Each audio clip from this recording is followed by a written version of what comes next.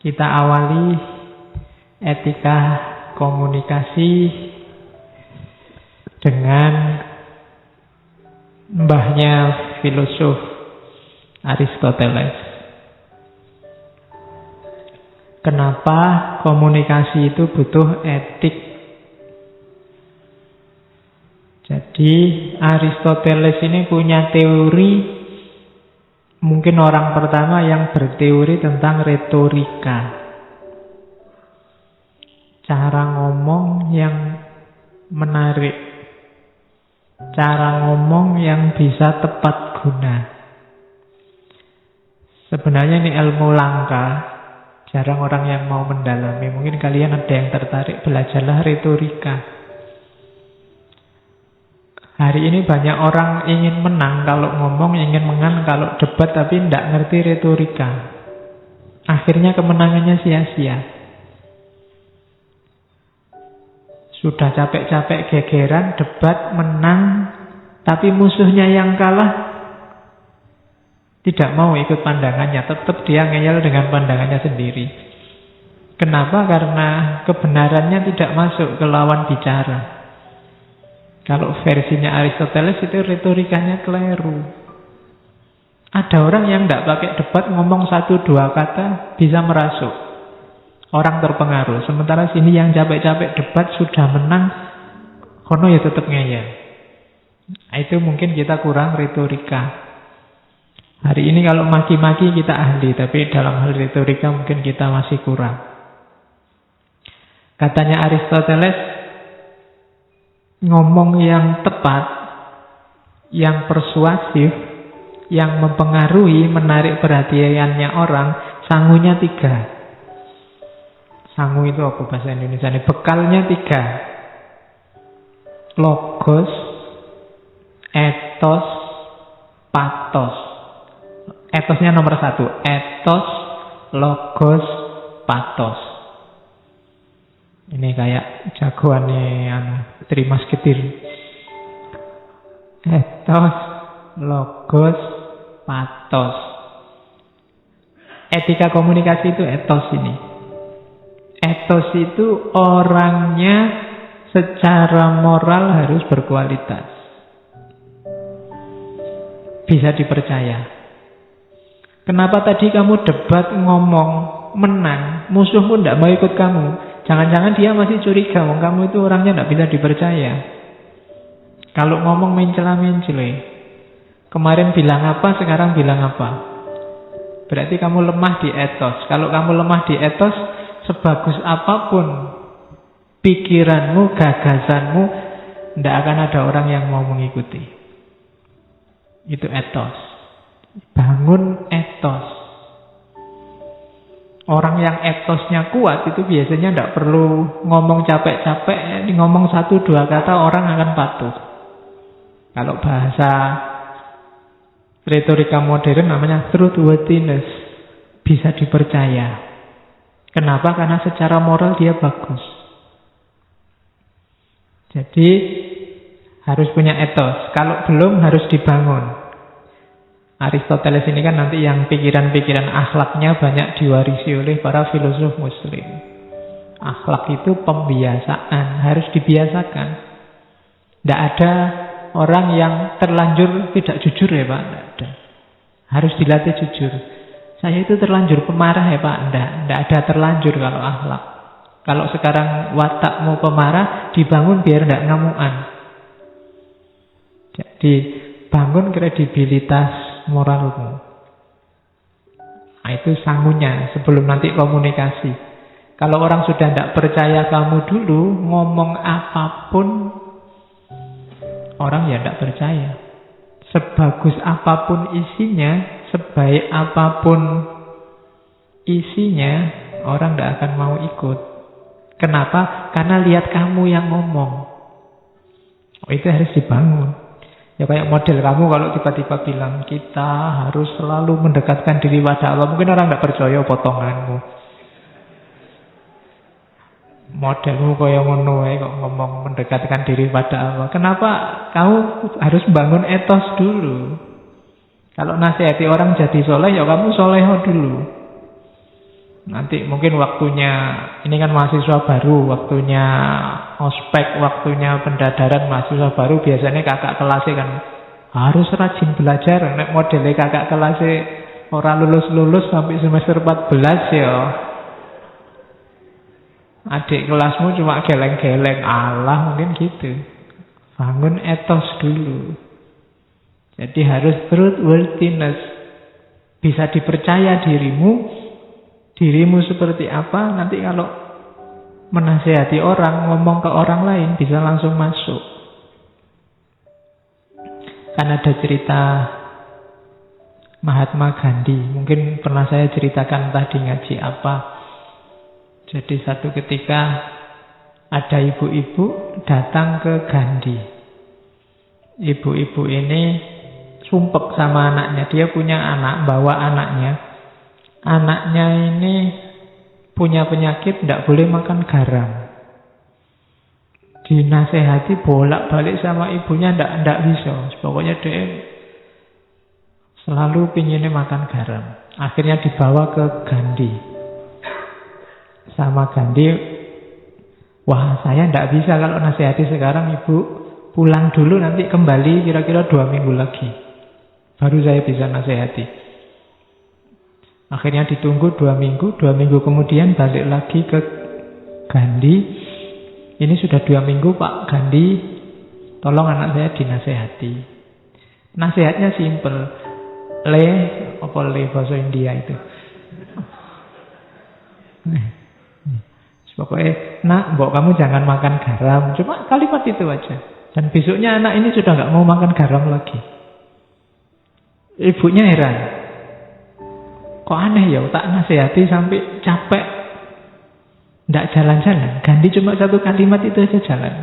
Ditanyain lagi ke Gandhi, Pak Gandhi kok bisa ya sampean ampuh tenan nek nasihati? Katanya Gandhi, tidak.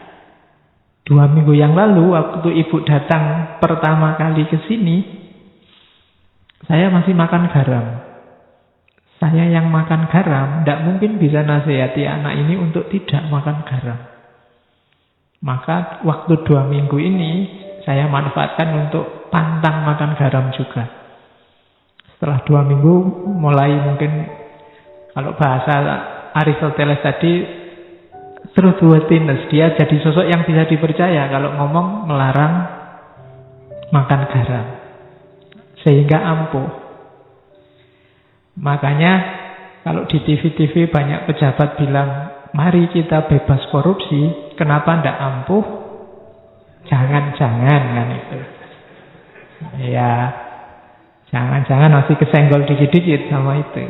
Karena sosoknya sendiri ndak punya etos itu. Maka pertama-tama komunikasi efektif itu bangun etos. Bangun moralitasmu sehingga orang bisa percaya. Yang kedua logos. Etos ini yang kita bahas hari ini. Etika dalam komunikasi. Yang kedua logos. Logos ini masuk akal. Yang kamu omongkan bisa ditangkap orang lain. Itu namanya logos. Ya meskipun mungkin kredibilitasmu tinggi, kalau ngomongin tidak karu-karuan ngawur ya orang paham aja ndak. Gimana mau mengikuti? Dan yang terakhir patos. Patos itu emosi. Jadi tulus dari dirimu sendiri dan bisa mempengaruhi orang yang kamu ajak bicara. Buktinya kamu sukses komunikasi itu di orang yang kamu ajak bicara. Kalau dari kata-katamu orang kemudian jadi terpengaruh. Kalau sedih dia jadi nangis. Kalau senang dia jadi ketawa. Ini ada unsur patosnya. Emosi terlibat. Ya kayak penceramah itu. Kalau penceramahnya semangat, orangnya wah jadi semangat. Kalau ngomongnya kayak saya gini, kelemek-kelemek, kamu jadi ngantuk. Loh itu berarti saya sukses, ada patosnya. Jadi ada emosi terlibat. Yang sini adem sama ikut adem tidur. Oke, jadi itu namanya patos. Jadi komunikasi itu kalau 3 ini terlibat, retorikamu bagus, sudah sukses. Ya nanti ada teori turunannya detail. Kapan-kapan kita ngomong itu ya, tentang retorika selama 1 bulan. Jadi itu etik dalam komunikasi. Ada etos, ada logos, ada pathos. Ini kalau zaman Yunani namanya trivium. Jadi 3 bidang utama. Kenapa ini penting zaman itu? Kehidupan Yunani era filsafat awal itu kan isinya diskusi-diskusi. Orang saling bertukar pikiran, saling mengadu pandangan. Maka dibutuhkan 3 ini. Oke, terus dari situ kita butuh etos, etika komunikasi. Definisinya itu kalau dalam bahasa Inggris. Kamu terjemah sendiri ya. The principle governing communication. Prinsip-prinsip yang mengatur komunikasi.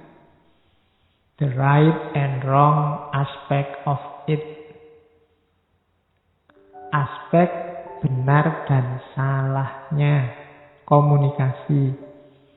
The moral and immoral dimension relevant to interpersonal communication. Moral, dimensi moral dan immoral. Diingat-ingat yang belajar etika, moral itu lawannya immoral, bukan amoral. Awas keliru. Kalau ada mahasiswa dan mahasiswi kok masuk kamar mandinya masjid siang-siang berdua, itu immoral, bukan amoral.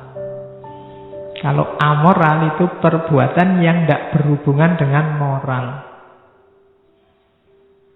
Misalnya saya garuk-garuk kepala saat ini, mungkin itu tidak bisa dijudgment secara moral baik atau buruk, ini tidak ada hubungannya sama moral.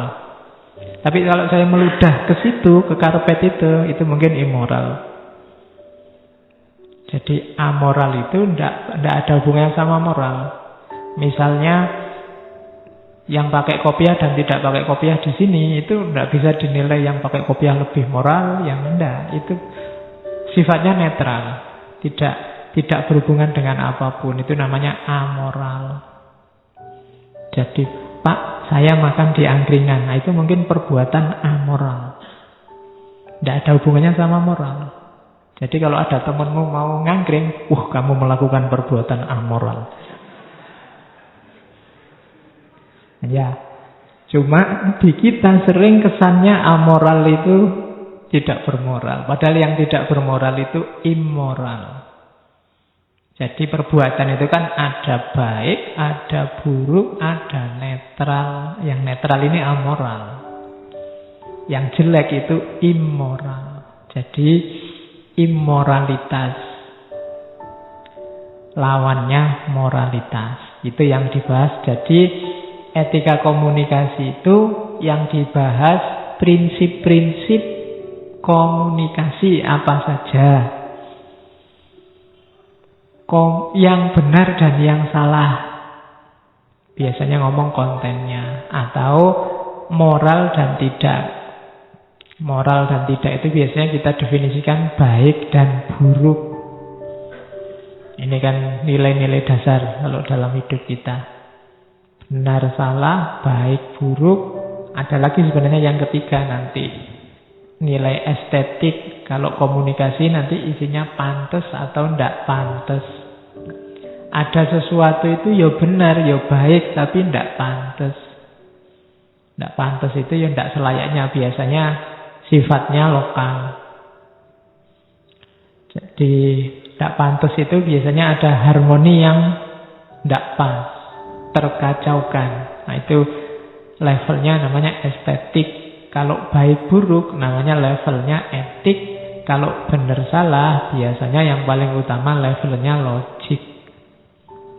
Jadi ngomong itu ya ngomonglah yang benar, jangan yang salah, dengan cara yang baik dan pantas. Oke, kalau pantas itu ya harmonis, cocok, sesuai.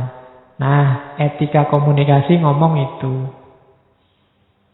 Jadi setiap orang pasti berkomunikasi karena setiap orang makhluk sosial. Cuma komunikasi harus belajar teori